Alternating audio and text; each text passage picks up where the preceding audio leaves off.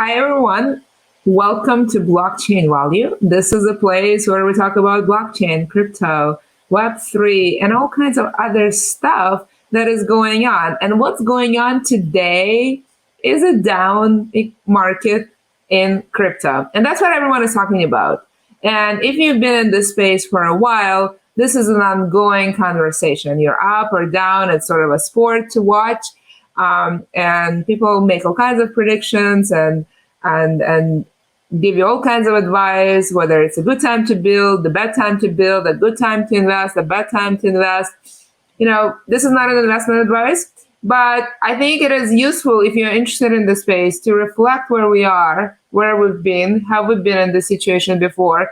What does it mean? What can we do better? And today's speaker is a perfect person to have this conversation with me. He'd been in the space for a while. He'd been approaching it from accounting point of view. So has a point of view, a good person to ask questions. So definitely do that. So here's my in-flight instructions to you.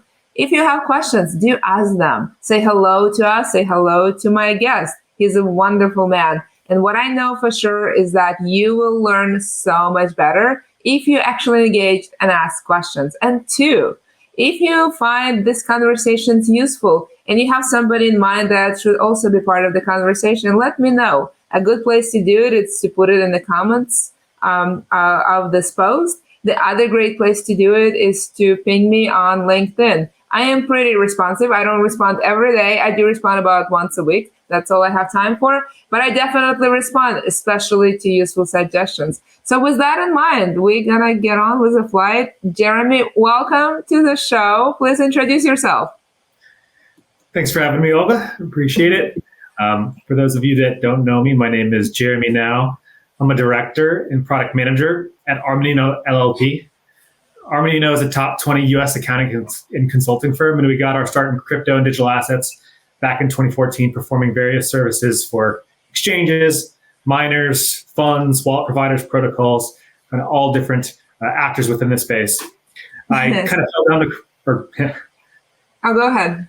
Yeah, I was going to say, then I fell down the crypto rabbit hole about 2016 and 17. I had heard about Bitcoin, for a couple years prior to that, but never really dove in. And then the 17 bull run is where I got my start.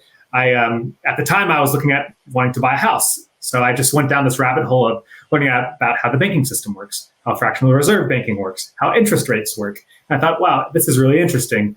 What kind of alternatives to this system exist in the marketplace? And that's when I came across Bitcoin. Thought, wow, this could really change how money works in the current age, especially in the digital age. So that's how I got my start and haven't looked back ever since. Yeah.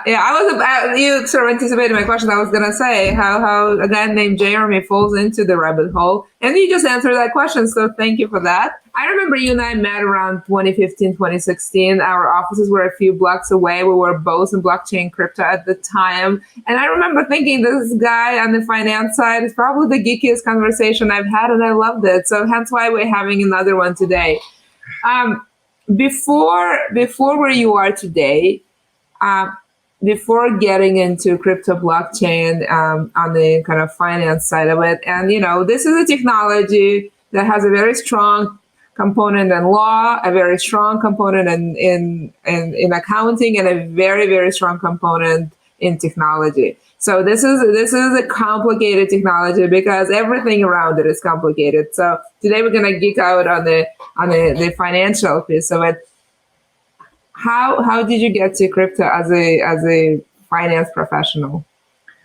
Well, it was really partially by happenstance that our firm had some early crypto clients in the space. I don't think we made it a focus early on, but we realized soon that we had a golden goose, really, that was laying all these really interesting client eggs that I was lucky enough to become a part of on those engagements. Audits, internal controls, tax work. I wasn't in, there wasn't an industry practice back then, but I knew I had to get involved. So kind of inserted myself, got involved where I could within the firm. And lucky enough, I've been able to carve a little niche out for myself and we have a huge practice now of over 20 folks focused on the industry. So we've been able to land and focus on the industry and build out that team really focused on the industry. The goose has become fatter. I love that. I think when I met you, you guys only had a few. It was you and maybe a few other guys. And I remember that conference room in San Francisco where you were talking about that vision. For people who may not be touching the finance side of things or maybe don't realize how important that side in crypto blockchain, like, you mentioned the audit, the internal control, all this like stuff that may or may not sound sexy to you, depending where you are in the universe and what you do. Tell people why this stuff is important. Well, it's become a lot more important in the last few months. I think people start to realize that because without these assurance providers, without controls, without auditing, without proof of reserves in particular, you can have companies in the space operating when they're insolvent. So the last couple of months have proven that there's a lot of risk in the system. And oftentimes, if you don't mitigate that risk, you can have big blowups and people can lose a lot of money. Most notably, US dollar Terra was a huge blowup in the last couple months. $20 billion was vaporized essentially overnight. Shortly following that, Three Arrows, Celsius all started depositing withdrawals. More clients, more companies started depositing withdrawals. And it started to become really evident that there's a serious potential issue here if these mitigating factors, mitigating controls are not put in place. So effectively, we have a run on banks. But before we get there, because that is not a good scenario. If you follow U.S. history economy, that is not a good thing.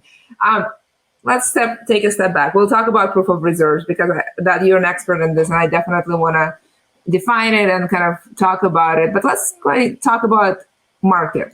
And you just alluded to it. Something is going on in the market, and there have been all this innovation and all these companies in it, and somehow they're linked in tide. That one blows up. It's like a domino effect, and that does not sound good. What's going on?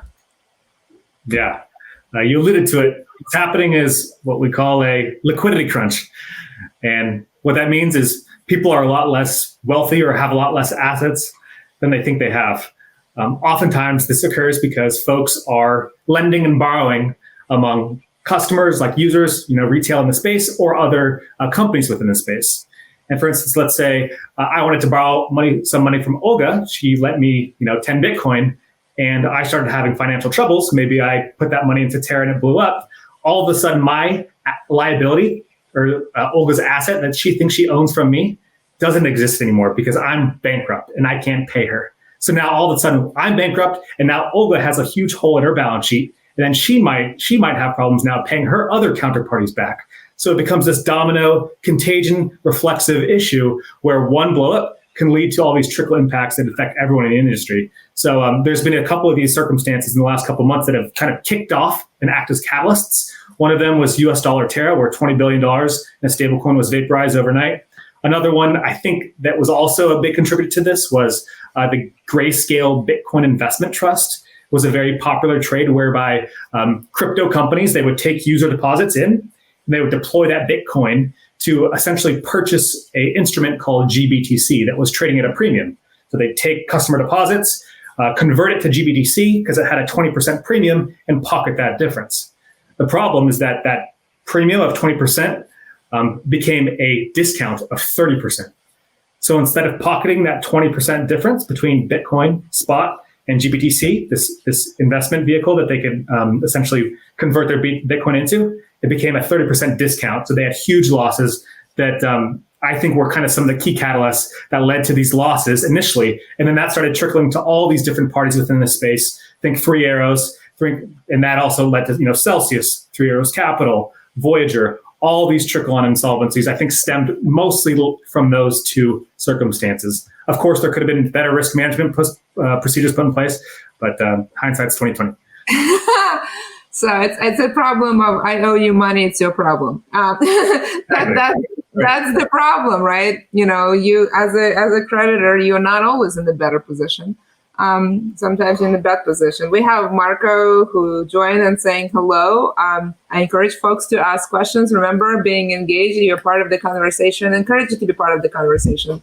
But you started going to, how we can resolve it, or at least mitigate it to some extent. Are we going to have to wait until, retail gets completely wiped out and loses face in the industry? Or, regulators will come in and start treating everything like, FDIC insured bank. Like, what is the play here? Where are we going? Yeah, I think it's going to have to be a combination of factors, right? First of all, the industry has to take some responsibility. I think there needs to be better due diligence done on some of these industry parties or protocols that are being leveraged to earn these high yields.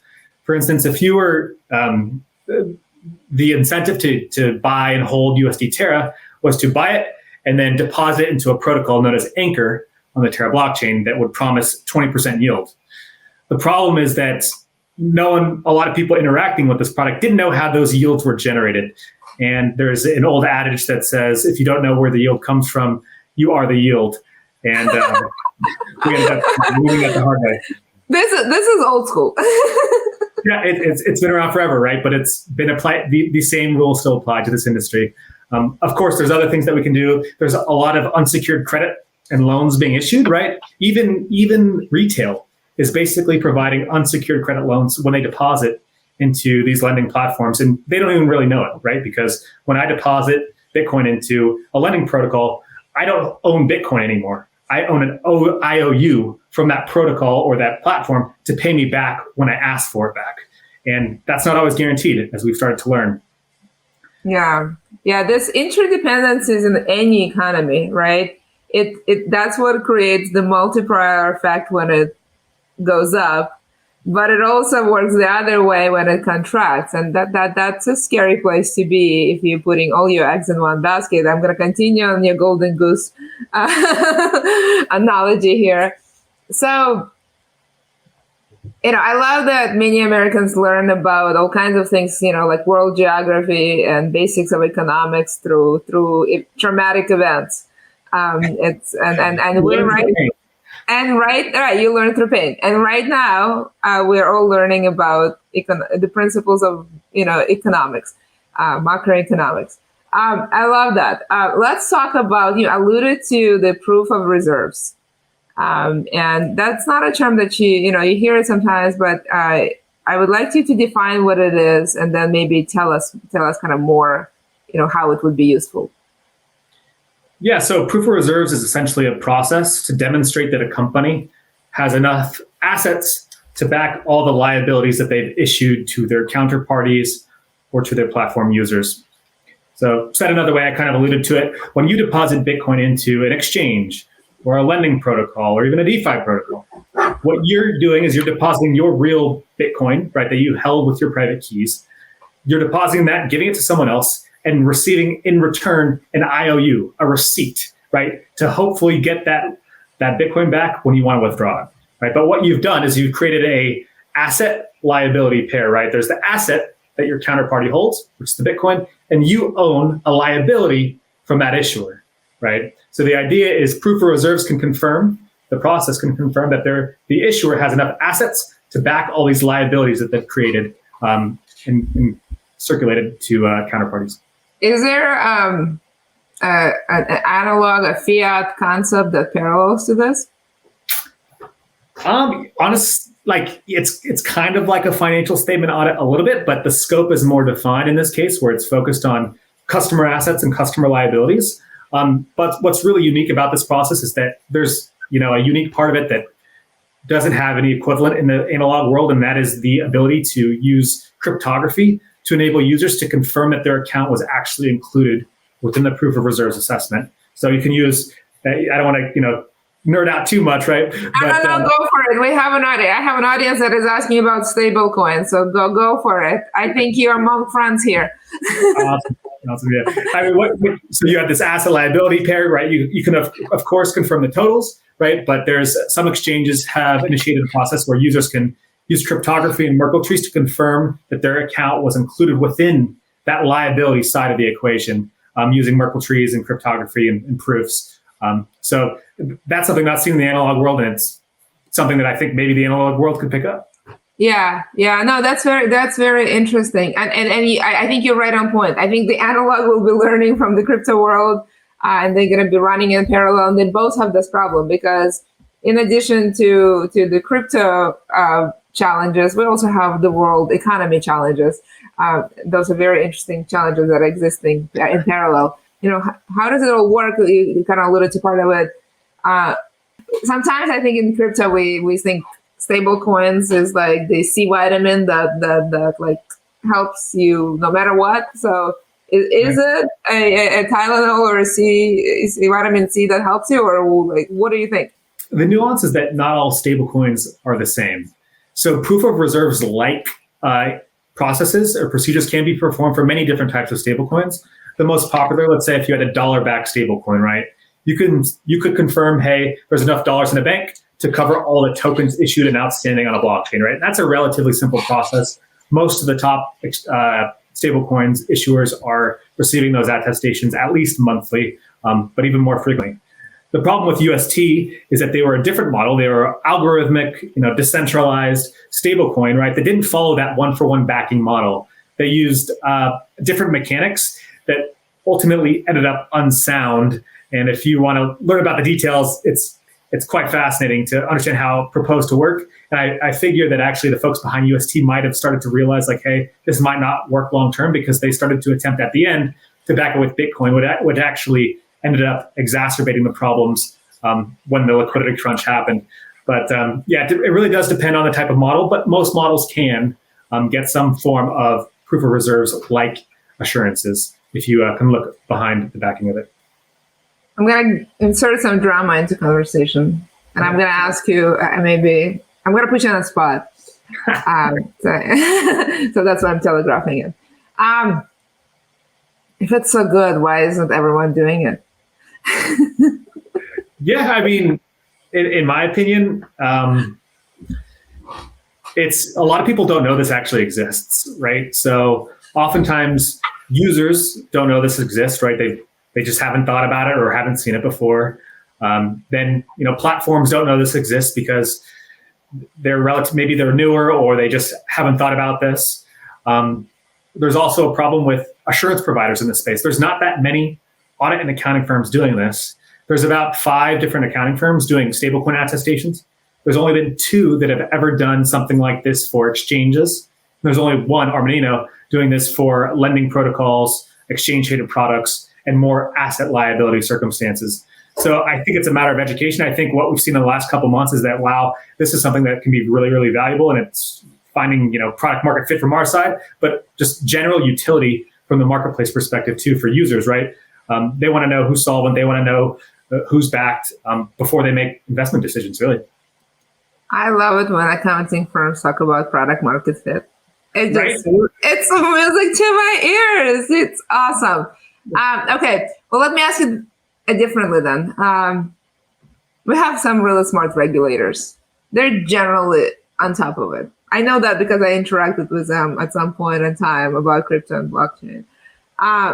That seems like something they would consider. No? Like, what are your thoughts there? Are we like trending into that regulatory landscape of proof of reserves? If so, how do you think it's going to play out? Is it going to be an industry best practice? Is it going to be codified law? Like, where are we going with that? I don't like, I'm kind of into Jeremy, we all know that you're not on payroll at the federal government. So of course, yes. If anyone confused, he is not. This guy works for an accounting firm. A really good one. Yeah, I mean, I think, I don't have a dog in this race. If regulators wanted to, require this, I don't like, I'm in crypto and digital assets for a reason, right? I like the, generally opting into different things. But what I do think is perhaps regulators in the past, they don't know this exists either. And what they've done in its place is required for licensing, they might require internal controls audits or IET audits, which are good and helpful for these companies to ensure that they're, mature, but maybe they're not necessarily mitigating the risk that the regulator really wants to hit on, which is, hey, does this company actually have the money that's backing these assets that it says on behalf of users, right? And I think once they realize that, hey, there's this tool that can really pinpoint and mitigate the risk that I'm really trying to cover, then perhaps that's better than these other types of reports or controls requirements required. And that actually can maybe end up being a good thing for the industry, right? Less burden and more targeted regulation that can actually mitigate real risks that the regulators are looking for. So we're actually seeing Wyoming, they're, one of the most popular, or they're the leading state, I'd say, on this. So they've actually codified an opt-in regime that exchanges and speedy banks can do a proof of reserves. And also last month, or maybe 2 months ago now, the New York DFS codified proof of reserves types of procedures for stablecoins operating within New York. So we're starting to see it. It's catching on. And I think it's overall a good trend for the space. Are those requirements or choices in life? So in Wyoming, it's an opt-in, so it's a choice. In New York, it's required. So they actually require both a monthly attestation, which most top-notch stablecoin providers are doing today, and a surprise audit once during the month, which is a unique wrinkle they threw in there that hasn't been done before. I have a few more questions, and we're gonna have to say goodbye at some point. So, is any I see the regulatory trend, and is anyone actually doing it? Do you feel like companies that set maybe industry practices or good examples? Are there companies that we should look up to see how they're doing it, and they seem to be onto something? Yeah, so there was actually a flurry of proof of reserves done back in 2014 after Mt. Gox exploded, but at that time the industry was really relatively less mature than it is now. So we're starting to see an upswing back in proof of reserves. So stable coins, it's pretty much been the industry standard since 2018 now, since TrueUSD actually was the first to do that with Conan Company. We're seeing an uptrend now with exchanges. We actually, Armanino just partnered with Kraken. We did a proof of reserves as of 12/31/2021, and that was their proof of reserves first since 2014, right? And it's starting to pick back up. We've also started to see an uptick in other types of crypto institutions like lending and savings protocols, and I think that's probably where it's needed the most, because these are the companies that have the greatest counterparty risk, right? So Ledin, Nexo, and others in the space have led by example and started to do these types of procedures at different frequencies to help stem at least some of the fear in the marketplace, right, that's out there. So what's actually really interesting is that these companies are using transparency and trust as a competitive advantage, right? They're saying, hey, we're doing these trustworthy procedures. Our competitors aren't. Like, how do you know that they're solvent, right? Look at what we're doing. Look what they're not doing. What does that say about them? So it's a really interesting dynamic. It's the first time that they're using attestation vehicles as a differentiator in the marketplace rather than a regulatory check the box. So it's a very interesting spot for accounting firms to play into, and I think there's a great deal of opportunity. Yeah, you see compliance and safety as a strategy increasingly, especially in high risk, highly regulated, highly volatile, historically maybe misunderstood places. That is definitely a strategy. That is definitely where your compliance, finance, legal professional can add a lot of value, business value, not just risk minimizing value, but positioning in the marketplace and communicating to your constituencies and being able to stay stable, predictable, all of those good things that you would value, say, in the marketplace. So absolutely. What is, I guess I'll ask you maybe two more questions or maybe one more. What does proof of reserve look like in the future? I mean, usually like when you have an industry practice that may or may not be codified, it also actually has a life of its own. It evolves, it perfects, it gets better, it transforms into something else. I'm going to ask you to take a crystal ball and tell me where this is going. Well, I mean, you hit the nail on the head. What's really interesting is that companies in the space are now competing against each other to provide more and more trust. It's actually an awesome kind of evolution to see how the market evolves. At Armanino, we've seen, we're a big proponent of basically increasing the frequency of transparency. And we were so much so that we believe in it that we actually have decreased our reporting interval to 30 seconds in some cases. We've actually been doing real time or every 30-second attestations. 30 seconds is pretty real time to me. Come on. I mean, seriously, it's real time. 30 seconds is real time. Sometimes it takes me like much longer to download a damn video, and in 2022, 30 seconds interval is real time.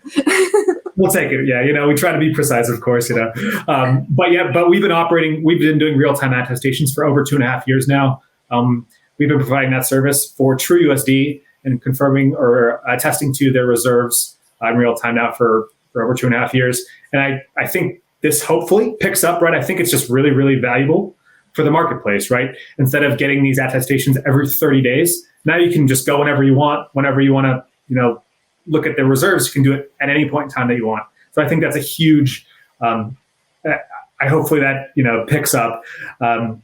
There's also a really interesting project that we're working on whereby we're going to beam or provide the attested to information back on chain. And how it works is that we'll provide our attested to data via API to the Chainlink network, and they're going to enable that information to be used back on chain for the use in smart contracts. So, for instance, TrueUSD will be able to look at their reserve data on chain, and before they mint every time, they'll check to see, hey, do we have enough reserves in the bank? If so, we can mint. If not, we cannot mint. So this is called Mint Lock, and it'll hopefully go live within Q3, hopefully within the month. But it's something that we're really excited about and kind of trying to push the industry forward to create more and more levels of assurance within the space. And for the folks who are in the audience, what is the significance of it being on chain? Because that piece is important. Yeah, I mean, in my view, one of the roles I think of accountants and auditors in the future will be basically bridging the physical world and the digital world of blockchains, right? So this will be in many different use cases, right? There's all these tokenized assets, tokenized commodities, tokenized dollars. We can play that perfect middleman role to confirm that off-chain, that real-world asset is accurately represented on-chain. So I think that's a great for us to play in the long term. But the significance of that is that it bridges the gap between these digital and physical worlds. And that's an inherent problem within blockchains, is that typically, unless there's a trusted provider to provide that data as an input on chain, you can't really retrieve that information anywhere else for smart contracts and use in DeFi or different creative use cases that innovators and entrepreneurs can use to build new things. Jeremy, this has been a wonderful conversation. I've really enjoyed it. I'm not going to tell you if I enjoyed it more than the first or less. Both were very enjoyable. Thank you so much, Jeremy. This has been a fantastic conversation. We had a very engaged audience, so thank you for that as well. Before you go, I'm going to ask you one more question as part of your goodbye. You alluded to Mount Gox. You alluded that this is not our first rodeo and likely not the last. Where do we go from here? What will happen? How do we deal with downside of crypto to do better next time when we're on the way up?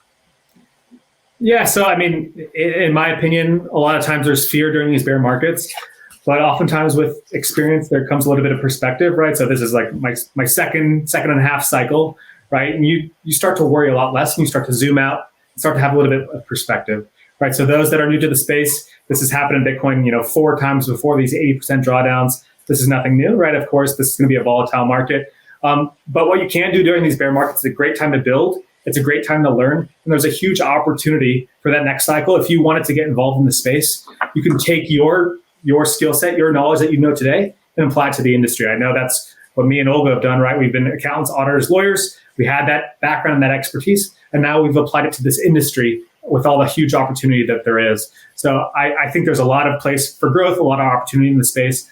And I encourage all of you to get involved. And there's a lot of opportunity to be able to contribute to the future that we're all building. Thank you so much. I can't say it better myself. The opportunities are on the intersection of learning and building. Absolutely. And I usually say that the future does belong to builders. So when in doubt, when you're scared, when you want to see a better world, go ahead and build a new one. And I absolutely agree. The time to build is when there is no friends in the marketplace, when there is very little speculative activities, when there is a focus on the value. And I strongly believe that there's a lot of value in this crypto blockchain Web3 world. And then there's a reason why I called this show a blockchain value. All of you, thank you so much for joining. I really value your time, and I hope you got something of value here. If you know somebody who will give us value in future conversations, definitely nominate that person. And if that person is you, if you're actively building or supporting somebody who builds, let me know. I consider it an act of courage to nominate yourself. With that in mind, thank you so much for joining, for participating, and always being there discussing crypto, blockchain, and Web3. Bye, everyone.